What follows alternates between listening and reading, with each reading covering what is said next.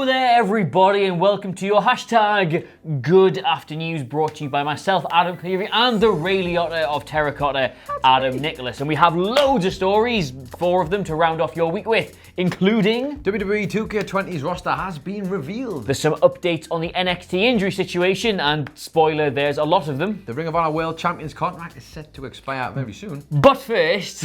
Oh, he's just so keen to get in there. Oh God. Ooh. But first, did you see Hell in a Cell at the weekend? No, I missed it No, altogether. it's been a bit quiet this one. The response has been quite understated. Not a lot of opinions floating about around the main event and specifically the finish to the main event. But on the off chance you've been living on a cave, in a cave on Mars with your eyes shut and your fingers in your ears going la la la la, no wrestling for me please. What happened was Seth Rollins beat the Fiend up a lot and then the referee went, ooh, a bit dangerous that. Called the match off and then he came back to life and he attacked Seth Rollins and everyone in the crowd was like, that's it. What? That's the best thing you've got going, and that's what you've done with it. And everyone was very disappointed, and they booed, and they chanted AEW, and they got really annoyed. And there's been significant fallout from this, not least of all them not using either of them on Raw to try and distance themselves from the situation. But it has been revealed.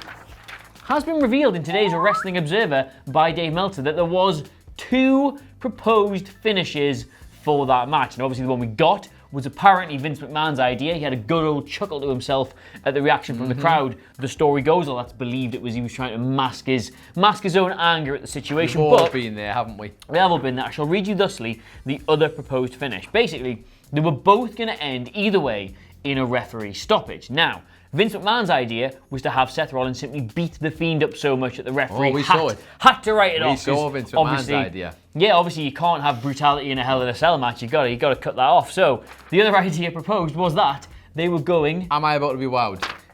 Yes and no. Okay. They were going to do a Mankind-esque bump off the cell. Ooh, something that would look something along the lines of "By God, he's killed him." Yeah. Because use the actual line as well. Well, yes, but for good reason though, because the whole idea behind it, and indeed the thing that still inspired the Seth Rollins assault, was that they were trying to recreate that moment in a horror film where you think the bad guy is dead, but then he comes back to life. Vince decided that, it's fine, just hit him with a chair a couple of times.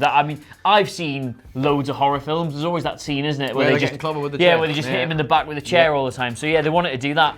And he still would have come back to life and attacked Seth Rollins, but they wanted to make it look like he had been nigh on killed first. Now, for you personally, if they'd done that, let's say they did the Mankind spot, they threw him off the cell, would that have been better? Not if the end result was the same, I think. Yeah. No.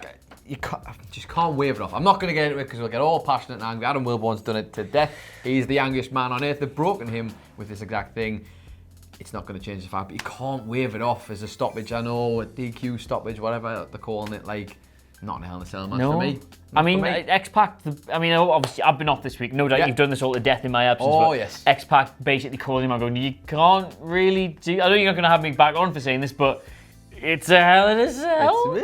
Well, there's just a lot of... They've tried to blur the line by saying it was a stoppage, not a DQ. It's dreadful. And all in all, even with that finish, I still think it would have been worth the -2 stars that Dave Meltzer gave it. So, dreadful, lemon dreadful. Someone's pointed out today that about 2 weeks ago, Seth Rollins tweeted Sasha Banks saying, like, can't wait for you to have another main event and choke so you realise why you're not in more main events. -2 stars. -2 stars. Really good at Twitter, Seth Rollins. Really good at Twitter. Speaking of really good things, the WWE 2K20 roster has been revealed. So if you want to replay that Hell in a Cell match, you can do it on the game. And what a lovely star rate I'm sure you'll get for that. It's literally impossible to get a stoppage finish in that game. Try as you may, you can hit it with a mallet. You can't do it. Sledgehammer, apparently 2 different things. It's all the same. However, there was an event last night. It was happening and it was it was 2K Games who were working alongside YouTubers Smush Games who were put on this event to release in a very grandiose way the roster for 2K20. Now,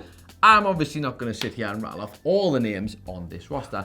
As fun as that would be for you, I am sure. But there are 115 superstars who will be on this game. A big old roster for you. I'm not going to make you do it. Come on then. How many do you reckon you could do off the top of your head?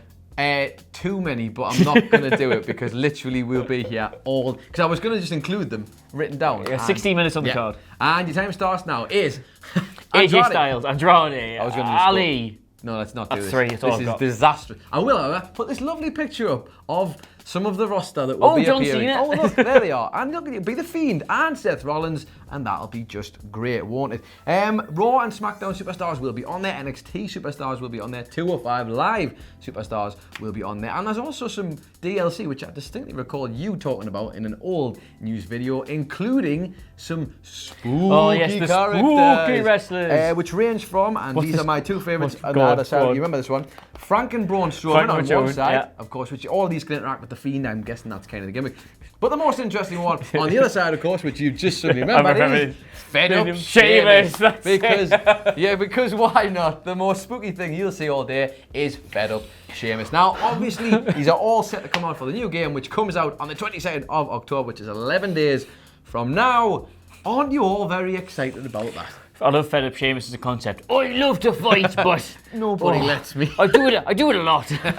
I've had enough of it. I've had enough. I've had enough of not being able to do I want an early night. I should point out this whole thing was done at this event, and the New Day turned up for the event. It was all a big surprise with some cameos, and apparently that was a very special episode of the Firefly Funhouse. So go and check that out on the internet. Looks like it could be a lot of fun. Are we allowed to say that Miller and Phil are at a 2K thing right now? Well, I guess I just hypothetically, have. You just has, so there you go. Yeah, they should be getting an interview with, I think, Trent Seven. Should be. Possibly some others. Phil and Miller are with 2K as we record Phil and Miller. Phil and Miller. Phil and Miller. Phil and Miller. Simon Filler. Simon Filler. Yep, no one's ever called him that. Speaking of filler, our third story is NXT orientated, and basically, right, WWE have released a series of updates about injuries in NXT, and there are 3 of varying significance. First off, Boa apparently fractured his rib at the hands of Killian Dane when he chucked him on the announce table, which I don't know if you caught this. Mauro Ranallo called that as the evil has landed. I can't get into He had a banner night. He had a banner night, Mauro Ranallo. That's one word for it. Speaking of words, another word for a tag team is Ever Rise. Still the worst thing going. Matt Martell and Chase Parker are both being observed day to day, apparently, after the attack by the Forgotten Sons. One has a separated shoulder and the other is undergoing physical therapy. There is a possible jaw fracture as well. Interesting. That's a bit rough, that one. But the most interesting one, the reason we're doing this, Kushida has apparently re-aggravated the wrist injury during the main event loss to Walter and is now being kept an eye on. Apparently he did it 2 weeks ago. Do you know what the problem is? Because he keeps checking the going that's back it. in time, doesn't he? That's it. He's banging putting his too wrist. much pressure on banging the wrist, his wrist too and hard. it's breaking it, and then ultimately, yes. Although you could just go back in time and he could do and fix to a it. time Yes, he didn't have it. Kushida's not expected to miss too much, if any, television over this, but they are keeping an eye on it. It might be something that just has him doing promos for a while, rather than actual matches. And while we're on about NXT, I want to thank everybody who's ordered a mystery box over the last week. Although when we walked in to see the amount of magazines we had to sign, that was slightly daunting. we did not anticipate that. I've just been at the back of the room. We should have taken a before picture for this because there was just mounds of t-shirts and magazines and other tat and everything just lying there. And it took up the entire green desk in the office, which should seat 10 people. Otherwise, that is now completely clear, aside from one box, and it's these last few copies of Michael Sidgwick's NXT book. Now, I think we made about 1,000 of these originally. I think that was the original run. I should have checked that, but I think it's about 1,000. We are down to, I did a quick count, 11 now. 11? And it'll be a while before we do another run of these, if we do them at all. So if you do want one, they are absolutely excellent. Poignant now more than ever, given that NXT's moved to television and is now competing with Finn AEW. Balor's back in NXT. Look how it's almost like we knew. It's just like we had the inside scoop somehow a couple of years ago. A couple of years ago, yeah, we didn't know. Basically, it's the entire story of NXT from when the moment WWE first realised that having killed the territories, they now had no good way for talent to come through. They can either only develop them in-house straight away on WWE television, or nothing's going to happen. About how Florida Championship Wrestling started, Ohio Valley Wrestling, how it all merged into that ridiculous reality TV concept they had called NXT, and how it went from there to being one of the most critically lauded wrestling promotions in the history of the business. Sidgwick has done it all. There are, and they're big pages as well, 279 pages of amazing wrestling insight and goodness, and it is honestly, I think, one of the best things we've ever put out. 11 left, including this one. Will we sign? Yeah, there's 11 left. We'll sign any that get bought over the weekend. There's my solemn vow to you. It's good to you, that. You like this promise. Sidgwick will. Yeah. Sidgwick will sign them all. There you go. Little bit. When you opened that there on the blank page, I was thinking, is it just blank? I thought it was just a gimmick version. Yeah, it's great. But it's a blank version. No, it's got tons of words. Honest. Nope. Ask me, mum. A bit of insight. You have to, if you print books or anything like that, you have to do it multiples of 4. Yep. All the pages have to be multiples of 4. So you sometimes do get 2 black pages at the end because they go. Oh, look at this. Just Every day's a school day, isn't it? There's a bit of information you didn't know. Speaking of information see us you home, might go not on. have known, we have a little bit of information regarding Ring of Honor's World Heavyweight Champion, Rush, as I'm told it's pronounced. Andy Murray says Andy it, Murray's yeah. favourite wrestler, who sounds like Push, yada, yada, yada. We did see Rush, actually, well, you didn't, you were, well, we were MSG, when we were there. I wasn't there. Anyway, That's mine now. that completely aside, Rush's contract apparently is set to expire before the end of this year. Now, for those of you who don't know, Rush is he's kind of a big deal. He's a Mexican star who was once in CMLL, and now he's in Ring of Honor. He was in both of those at the same time. However, there was a bit of a kerfuffle recently because it was the show, let me get the name of the shows, before the Death Before Dishonor he was meant to appear at, and CMLL had their anniversary show at the same time. He opted for Death Before Dishonor. CMLL then released him from his contract. A big controversy. So basically, he's only there, but his contract is expiring, and he's one of those superstars who could well be set to join either AEW or WWE, considering, I don't know if you've heard, but there's a bit of a war going on Wednesday nights, and some of them could use brand new talent to sort of spice things up. And Rush is absolutely fantastic. We saw him, as I said, at Madison Square Garden, where he defeated Dalton Castle, I believe, in a really, really short match, but he was even then very, very impressive. I didn't catch that because I was too busy doing. Yes. I was doing news on the match between Bret Hart and the man who invaded the stage at the Hall of Fame. This, of course, it was all mad panic at the time. But yes, a very exciting superstar, one who knows. In fact, you might have seen if you're following him on Twitter. He's good pals with Andrade Cien, Andrade, however we're calling him these days. And there's a sneaky little picture of those two together having a glass of wine, just sort of, maybe just discussing tactics, perhaps. My only insight on this would be he's the star of he's of a level that WWE will probably sign him even if it's just to stop him going to AEW. That undoubtedly one of these. I think AEW might showcase him better. Yeah, but I think WWE one of might those. sign him. He's obviously was a long time part of Dragon Lee, who's now in New Japan Pro Wrestling.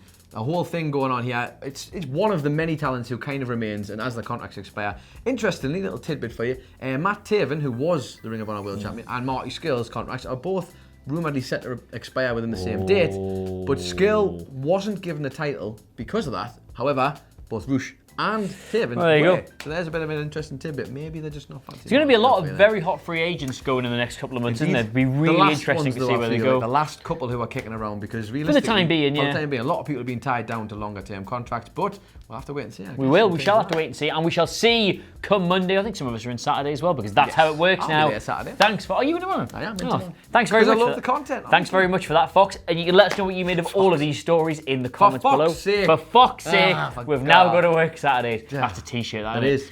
WhatCulture now working Saturdays, for fuck's sake. Anyway, let us know what you made of that in the comments below, and of course, don't forget to like, share, and subscribe. In the meantime, though, thank you so much for watching. Where can they get you on Twitter? They can get me at It's Adam Nicholas, and then get you on Twitter at Adam Clery, CLERY. The entire WhatCulture family at your disposal at WhatCulture WWE. But in the meantime, enjoy your weekend if you're not working Saturday, and we will see you soon. Sooner than most. Mwah.